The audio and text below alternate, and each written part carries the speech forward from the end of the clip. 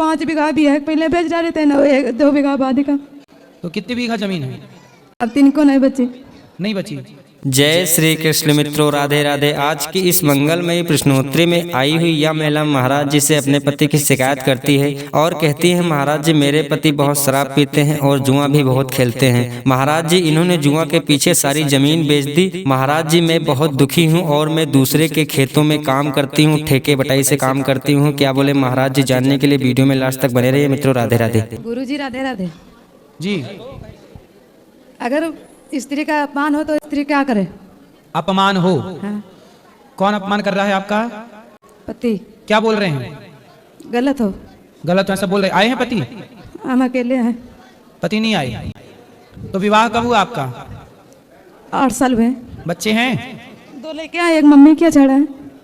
तो पति क्या करते हैं आपके? दारू जुआ जो कमाते हैं, दारू जुआ खेलते हैं और खेती भी बेच डाले। कितनी खेती बेच डाले? 5 बीघा भी है, पहले बेच डाले थे ना, 2 बीघा आबादी का। तो कितनी बीघा जमीन है? अब 3 को नहीं बची। नहीं बची। बताओ, जमीन बेच के शराब पी रहे हैं। हमको गलत बताता है कि तुम घर में बर्बाद कर दिया। वो खुद गलत हैं, इसलिए आपको गलत कह रहे हैं। वो खुद गलत है। अब मम्मी अकेले आ गए ना लड़का, तो कह रहे हैं किसी के लेके भाग गई है।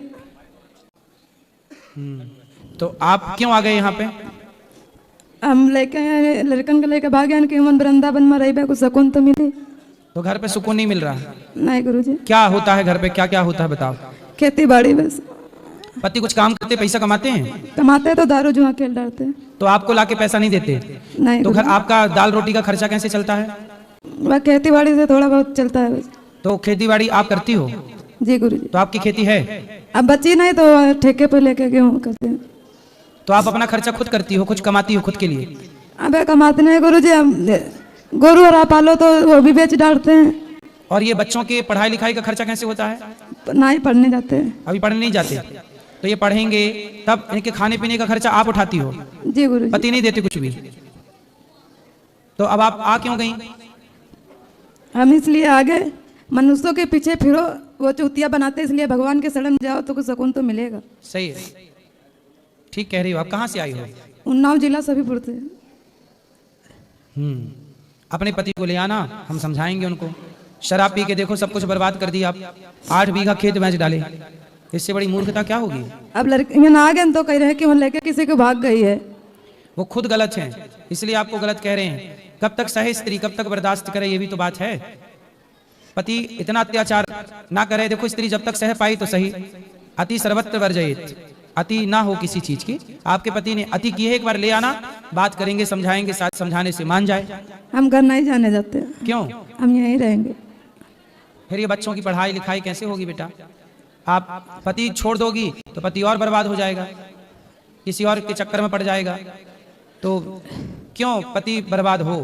आप थोड़ा सा ख्याल रखो उसका, समझाओ, जैसे माने वैसे समझाओ। नहीं समझता गुरुजी, गाली देता। तो उसके माता पिता नहीं समझाते? सास है केवल बस। तो सास नहीं समझाती? नहीं गुरुजी। क्या बोलती है सास? कह रही है उनको बातें नहीं पहले बात मानते हैं, माता की भी किसी की नहीं। हमारे माता पिता समझाते तो उनको भी गाली देता। तो घर है आपके पति का? जी गुरुजी। घर है? जी गुरुजी। तो आप घर पे रहो, कल घर ना बेच दे। घर बेच देगा तो बेघर हो जाओगी आप, फिर बच्चों का भविष्य बिगड़ जाएगा। घर से हम इसलिए भागे हैं, कहते हैं मेरा घर बर्बाद कर दिया इसलिए भागा है। उसे अक्ल नहीं है, समझ नहीं है, खुद बर्बाद कर रहा है, नाम पत्नी का लगा रहा है। इसलिए बेटा घर ना बेच दे, वो आप रुकवा दो। किसके नाम पे है घर? घर किसी के नहीं नाम है। किसी के नाम पे तो होगा।